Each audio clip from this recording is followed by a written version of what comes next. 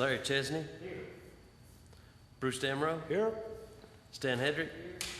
Brian King. Here. Rob Walker's absent.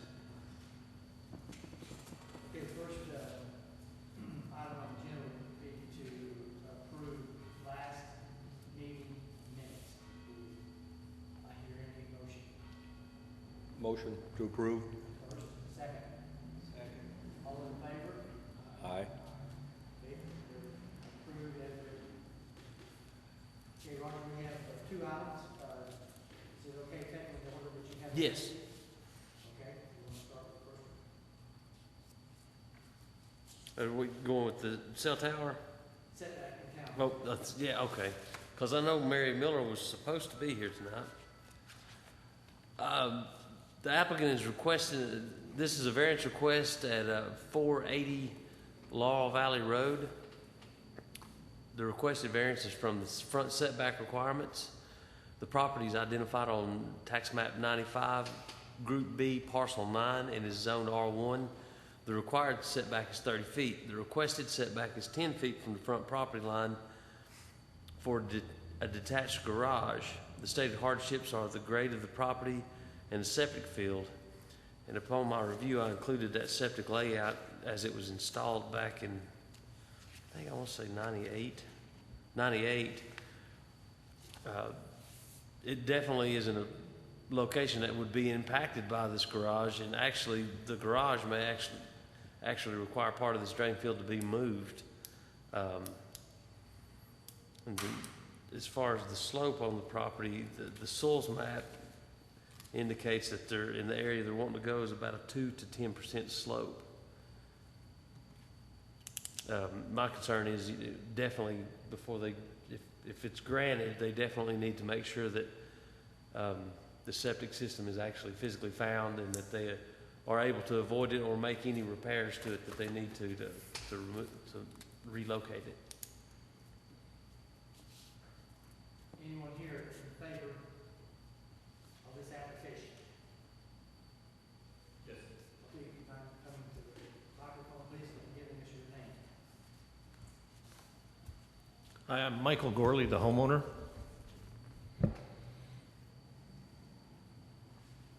And yeah, we're in favor. We're requesting the variance. Do you have any questions for me? You want to ask the questions now, folks, or see? I've got one. What was your last name? Gorley, Gourley. Okay. And we are working with Richardson Construction, and they are aware that we may need to move the septic line, and that they would do what they need to move it. Yeah, that's just that'd be crucial. That's something that was a concern I had when I found the layout of the septic system. Mike, the road to the house is a gravel road.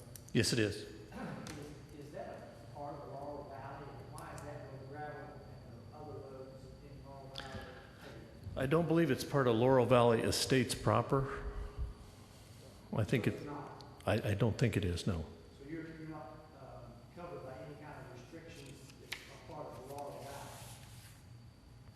Valley? Yeah. Yes, I believe you're correct. Okay, if the road in front of your house, is it owned by the homeowners? Is it a private road? Yes.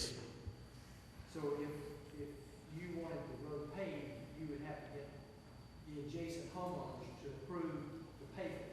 That's correct. You gotta maintain that road yourself. That's correct. The reason I'm asking these questions is, 10-foot setbacks is pretty close. The condition of the road today, there's not gonna be a lot of people driving by there very fast. That's correct. But I'm just not aware, if this was in Laurel Valley, would we approve a 10-foot setback? We have actually in Laurel Valley approved the 10-foot setback. So we have some precedence of an area close by, adjacent, where we've done the same thing. Yes, it's on up on the mountain a little bit more, but in that area, and the tax card says this is part of Laurel Lake Estates, Okay. Section 1. So it's I just found that little bit of information there. But it seemed like several years ago, we had one on around where we granted a pretty close setback because of the slope of the land. Yeah, we've had some up there hanging off the sides of the, so, yeah. Okay. I was looking at the map. Did it show a floodplain in part of this? Yeah, It does, on the back side of it. How can, now, you got the Laurel Lake Road. The road is between his lot and Laurel Lake, isn't it? Yes. But yet there's a floodplain above the road. Just because it dips down a little bit? Well, and when this survey was done, I can't see a date on it. That may or may not be the fact now, because in 2007, if this was done before 2007, they moved some of the, FEMA redid the maps. Yeah. So it may or may not be the same situation now. I was thinking, if it's a slope or a ditch in there, that's a ditch instead of a floodplain, ain't it? So it wouldn't, a floodplain as such wouldn't have that much bearing on it? It's hard Well, to imagine a floodplain on that side of the road. Yeah. Well, it's only 40 feet above the road. Yeah. Damn If higher than If that. that area floods, that whole. You're gonna have, area is gonna fall. that's right. If it gets up that high. Yeah. From what I can see with the maps too, I think Laurel Valley Road would be under several feet of water for it to get into the yard. So then our concern now is, we've done the 10-foot setback in the adjacent areas. So now the concern is he gonna set his garage on top of his septic field? Yes. And that could be addressed through the permitting process. So if we grant this application, we could say, hey, that issue has to be addressed. Yes, you could make it a conditional Okay, approval. that could be a condition. Mhm. Okay. You okay with that? I mean, you're not gonna say it on top of your septic field. I don't want to set it on top of the septic, no. And in talking to Chester, that's what he was saying, is he would have to get the permits and move part of the leach field to get it out of this. Okay, any other questions? Okay, anyone here, do you have any questions for us? No, we just moved here from Ohio, and in Ohio we have to attend these, so I didn't know whether we need to be here or Well, not. it's kind of informal, but we can talk to each other. Okay, it's a lot better than Ohio. I shouldn't say that. No, I didn't say that. I'm not on the record in my house. Is there anyone here that's opposed to this application? Okay, any other questions? Are you ready for a motion? I move that we grant the variance, but subsequent to number one, identify correctly where the fields are gonna be, and to ensure the lines in the septic are okayed by, per Blount County inspection and permit process as we discussed. Okay. Roger, you okay with what his motion was? Yes. Do I hear a second? Second. Okay, second. Yes is to approve the application. Bruce Namro, Yes. Larry Chesney, Yes. Stan Hedrick, Yes. Brian King. Yes. Motion passed. Move your second. All right, thank you very much, gentlemen. Yes, move our septic, okay. You are informal, I do appreciate it. Okay, the second one, cell tower, 325 County Farm Road.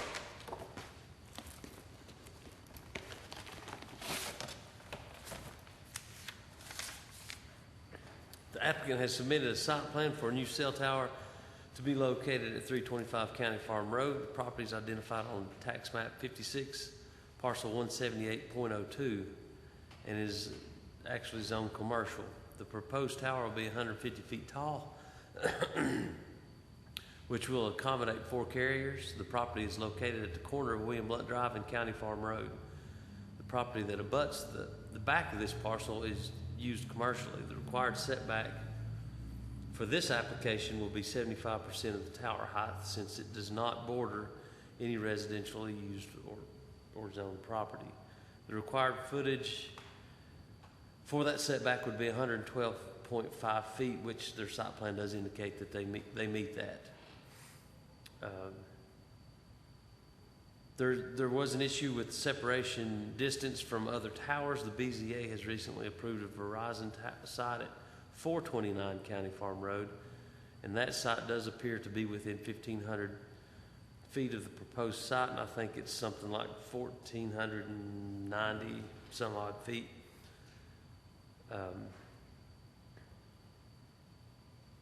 But that tower has not been constructed yet, but the applicant was made aware of the approval. Mr. Perry addresses this situation in his report also. The regulations state that the separation should be measured from existing tower to the proposed location, but I'm not sure how that is applied in a situation where there is an unconstructed tower approved. Mr. Perry has suggested the possibility of the applicant and Verizon making a deal to share a tower and possibly adding footage to it in order to achieve the required coverage for both parties. And of course, Mr. Perry's here tonight for any questions from the board. Okay, anyone here in favor of this request?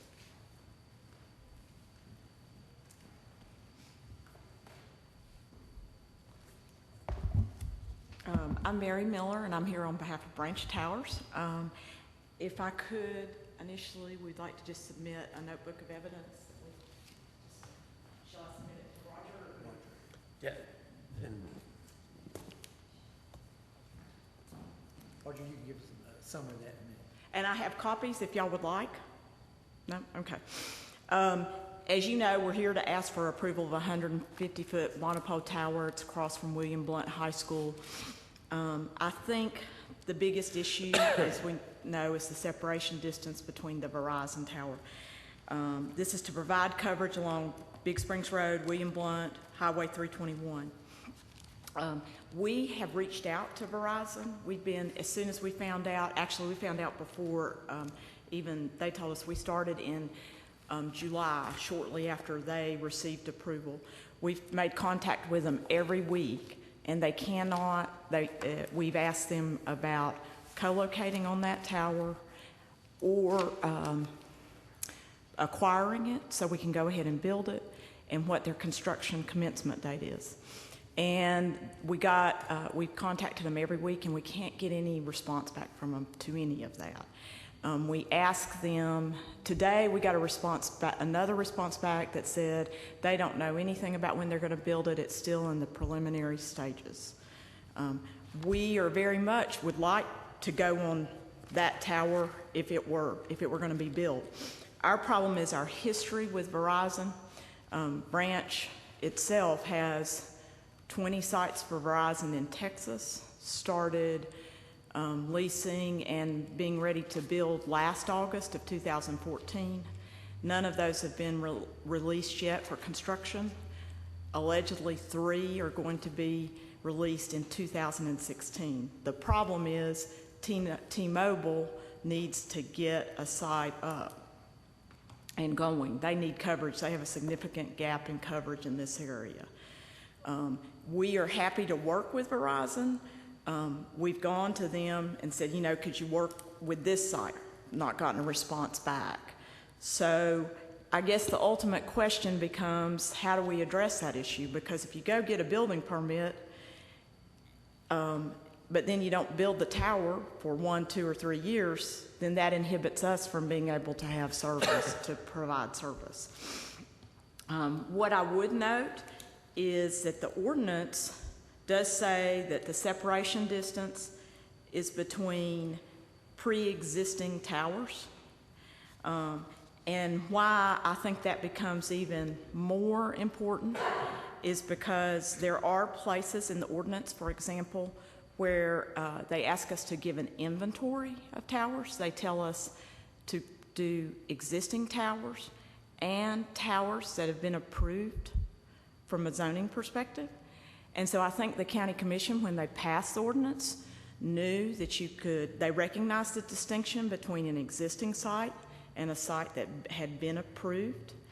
And so I think the measuring distance is between a tower that's constructed, because they could have put that language in that said an existing site or a site that's been approved, and they chose not to. We are happy to, if they come in next week and say to us, we're going to start construction in October, we're happy to go on it. Quite frankly, from a business perspective, it doesn't make sense to have two towers that close together, and we will aggressively market to them. I personally think, being a Verizon user, that they will want to go on this tower because it's closer to the high school. And my tendency is to think that, particularly for Verizon, who has well built in this market, and I don't know what their coverage objectives, but my tendency is to think that's what they're trying to get with that area. So the other thing, the advantage for this tower is that it will accommodate 4 carriers as opposed to 3. And we are a tower company who will actively market and try to get other carriers on the site. I'm happy to answer any questions and to address any other issues. We just request that you approve it. If you're a tower builder, right? Wonder why Verizon wouldn't come to a tower builder prior to wanting to build one of their own? There are some carriers who like to build their own towers so that they can, quote, control their networks. I mean, I'll just be frank about that. There's another carrier in this active in this market that really likes to do that. And I can understand that, honestly, from a business and proprietary perspective. They want to be able to control how they design their network and their network. I'm not sure that that's always the best for the community, but I think that's what happens. And that's what they did in Texas? Well, in Texas, we're still waiting to build. I think what happens with Verizon, to be honest, and some carriers, is they get a build plan in place, but they don't necessarily have the funds in place to carry it out. Or, for example, I have a client right now who their whole strategy changed. They had a whole build plan ready in place for this year. They went into a deal with with DirecTV, to be honest, and their strategy has changed about where they're placing their monies. Roger, on these permits that we give, if they don't do it for 2 years, is your permit still good? Do they have a 1-year deal there to get it done in, or? No, a special exception is good throughout. That says unless we put it in the provision. Yeah, you can make any kind of special provision like that So we could put that in, we just haven't yet. What would happen if, We've got one that was approved through court order that's not been built, and it's probably been 13 years ago. what would happen if the separation deal is 1,500 feet, is that what it was? And they're wanting 1,490? What would happen if you had, and they didn't have the separation problem when they got their permit? If we approve another one, given the fact that it's not built yet, would that go in and say, hey, you don't meet separations no more? No, you've already approved that site. Yeah. I think we're stuck with that. Well, okay, for future use, though, shouldn't we put a time frame on that? Instead of just leaving them open-ended? That could be a provision, yeah. And we're fine if you want to do that with this site. What would happen if Verizon has got the permit to build this, but yet they're not getting it done, and as many people's wanting to build towers in different locations?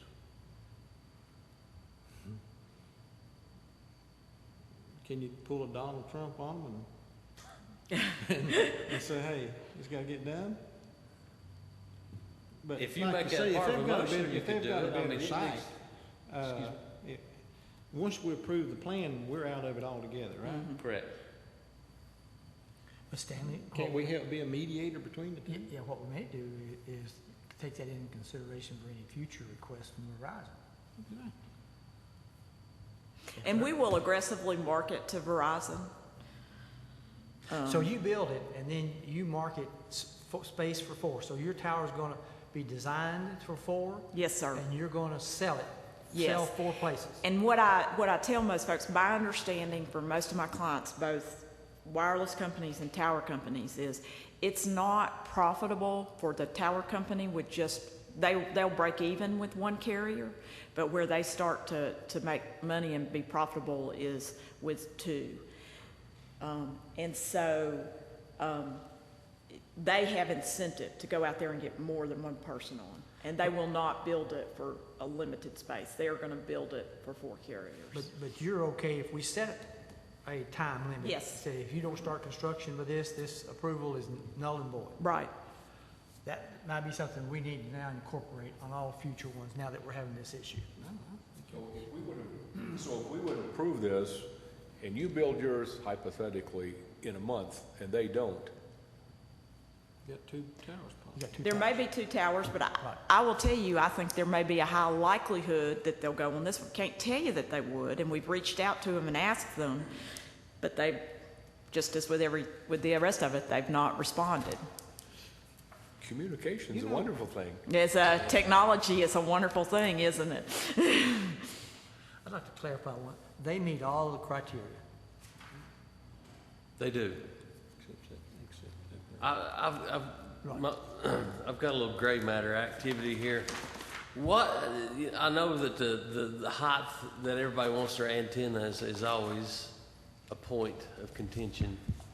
And I was just wondering if you made it 160 feet, but that brings your setbacks to 120 feet, I don't think you could do it. Never mind. Okay. Why did you want to go up? It would make it more attractive to get Verizon to co-locate on their tower. The higher they are on the tower, the more attractive it would Is be. for Verizon's them. 160? No, theirs is 150, but you make this tower 160, Verizon could theoretically come in at 150 where they are on the other tower. But there's a little rise in the topography out there too, so this tower may be actually setting a little higher. Actually, this tower is higher than because we've looked at and we could go on the Verizon tower, but one of the issues is we will be lower and we will not get as good a coverage and as much coverage because the elevation of the Verizon tower is lower. So on ground, your ground versus theirs, how much higher is yours, ground-wise? Sea level? Hold on a minute, because I've got their plans. Let me look and see. I don't know if it's on there, is it? Just roughly. I don't have a clue without, I have not looked. This is just going off memory, but I think it's close to 100 feet maybe. Okay. How did, Because wait, let me look, because I've got Verizon's plans, how did you get the better of the 2 sites? which is for better negotiators.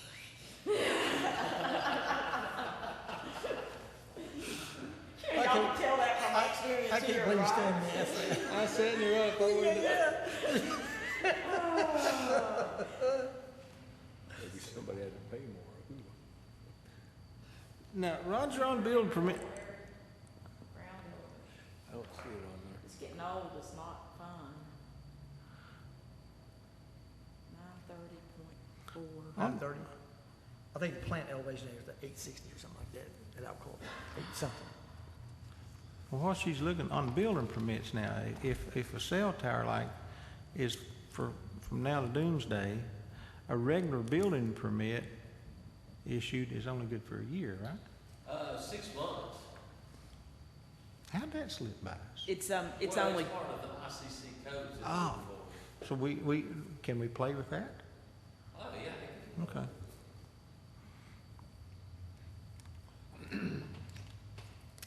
it's about 21 feet. Yeah.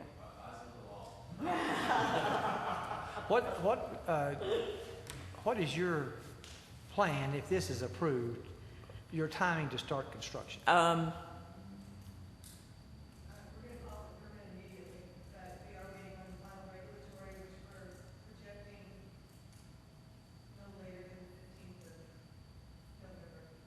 This year?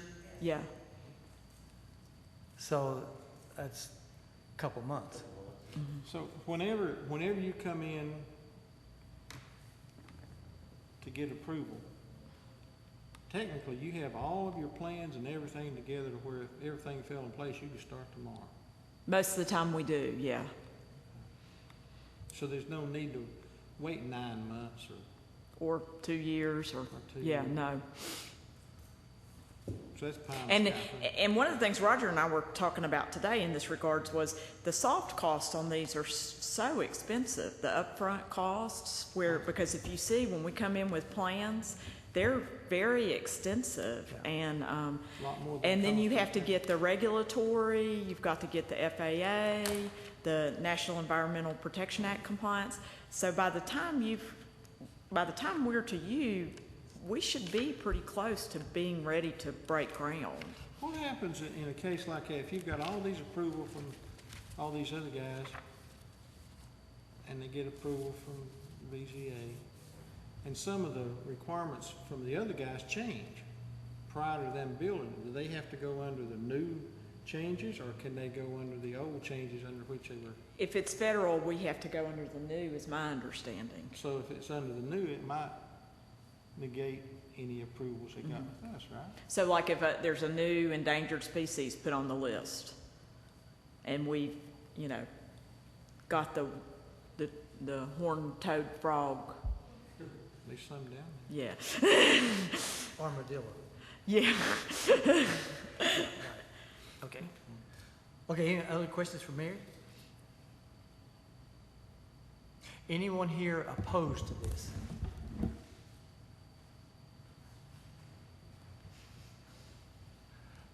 Okay, other members of the board, do you have any questions for Mary or any of the other representatives here?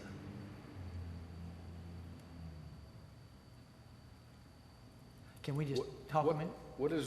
What would be the ideal distance between towers? Depends on carriers. The two cell carriers, which are US Cellular and Verizon, they operate at a lower frequency and they go a lot further.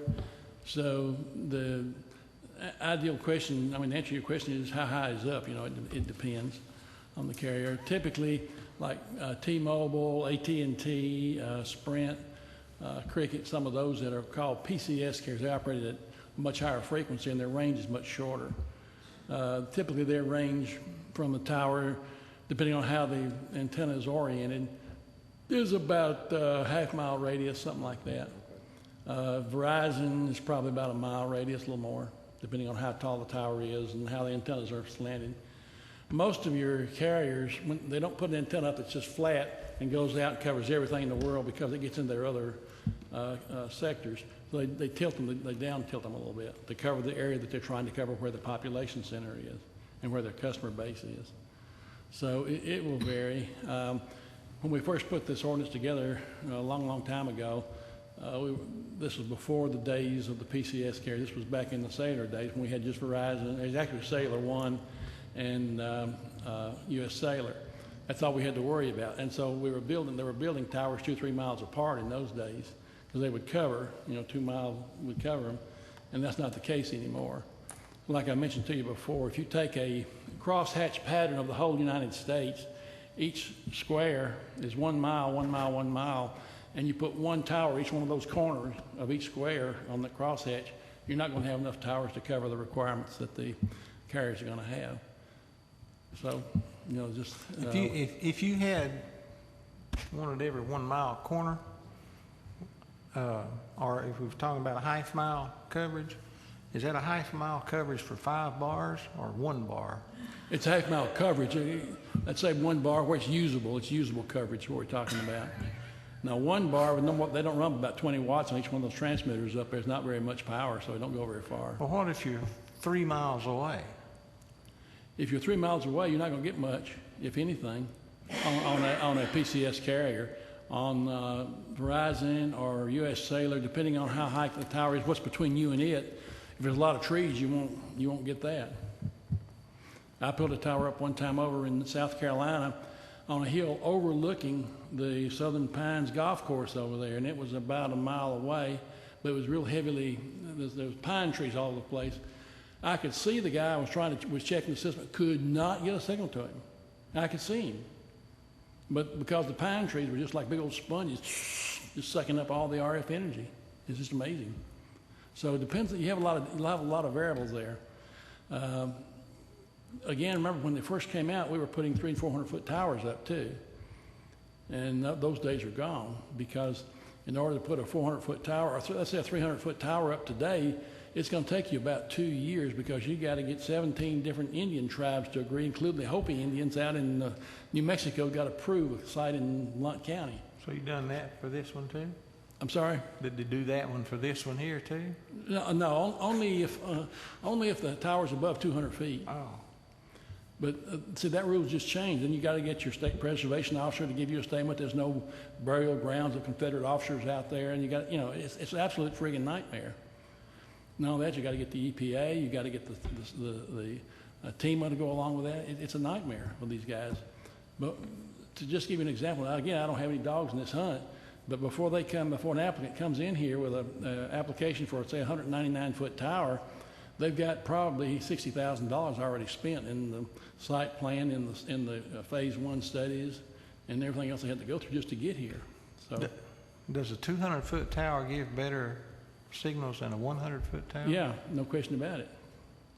But above 200 feet, you got to have red lights on, or some kind of light. But if you got a half-mile radius, it's just because it's up looking down over top of the trees? Yeah, but if you got 200 feet, you can go a little bit more than that. I'm just talking about, you're talking about a 150-foot tower here. What is the radius of that? It's about what we were just talking about. If you go to 200 feet, another 50 feet, you can probably pick out another maybe 300, 400 yards in your fringes. So the reason this one's 150 feet is because of the setback. Well, that's probably, To meet the setback. I'm sure that's true, yeah. That's their design. Is that correct?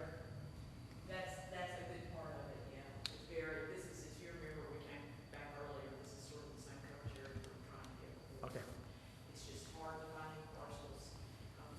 We've also, though, it's more compact. Okay.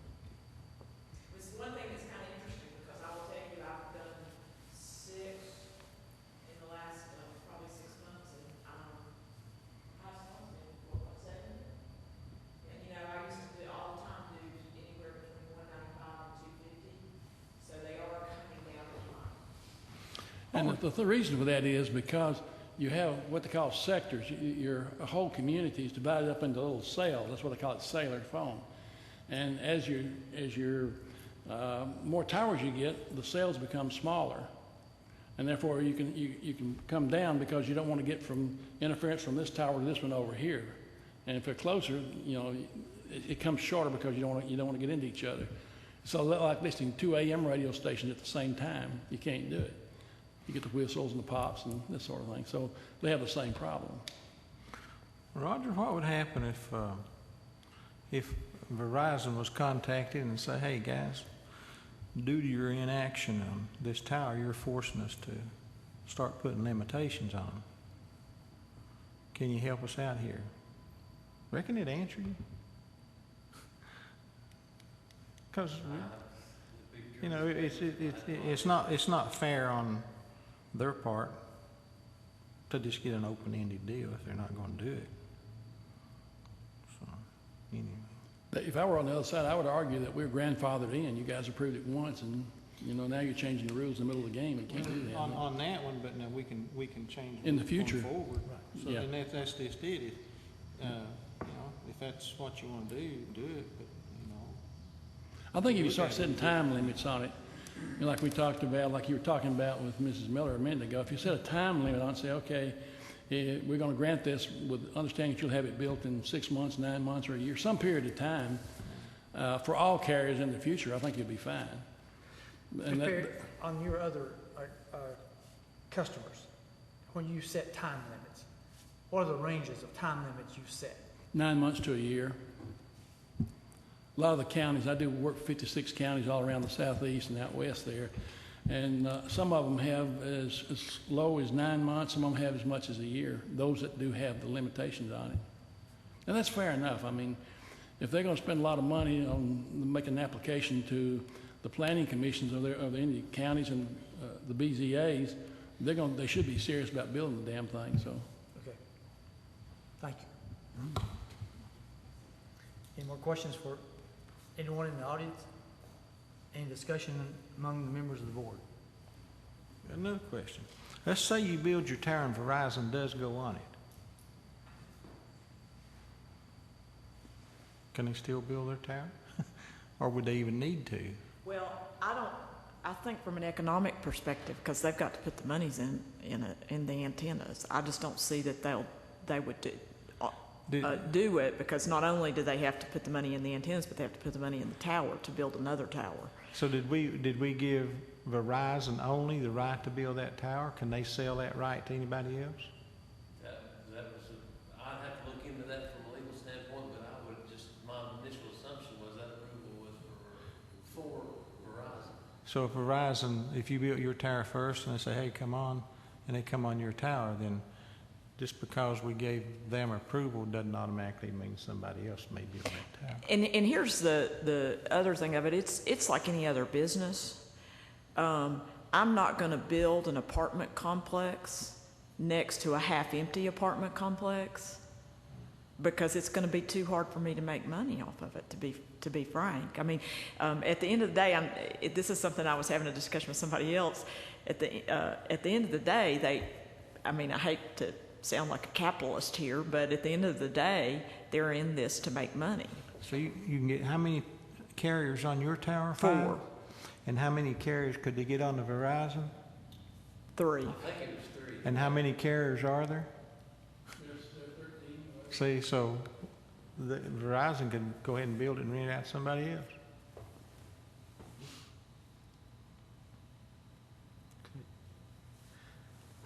Okay, any other discussion? I guess what I'm hearing is we need now to start putting a time limit. Stipulation to keep this from, we've learned something. I feel like every time I come in here, I'm the example for the lesson. The one thing I would ask is for the 9 months to a year, just because of the weather we have here.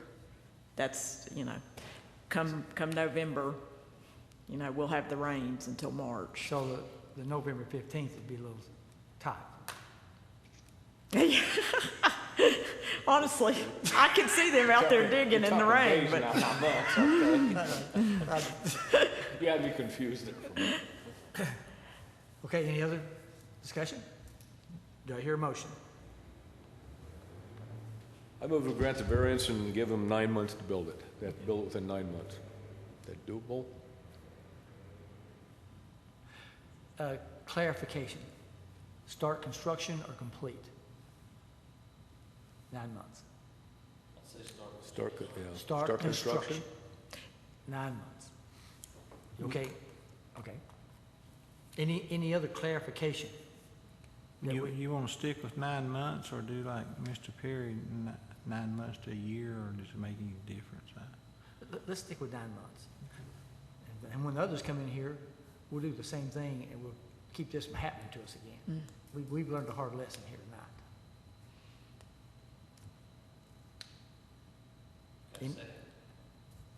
Second. So make sure we're approving it with one restriction. They have to start construction 9 months from today. Yeah, we started the approval, so I would say today. It starts today, okay? Bruce Damrow, Yes. Larry Chesney, Yes. Stan Hedrick, Yes. Brian King. Yes. Motion passed. thank you. Anything else from the members of the board tonight? Motion to adjourn. I move we adjourn. All in favor? Aye. Thanks, everyone, for coming. We appreciate it.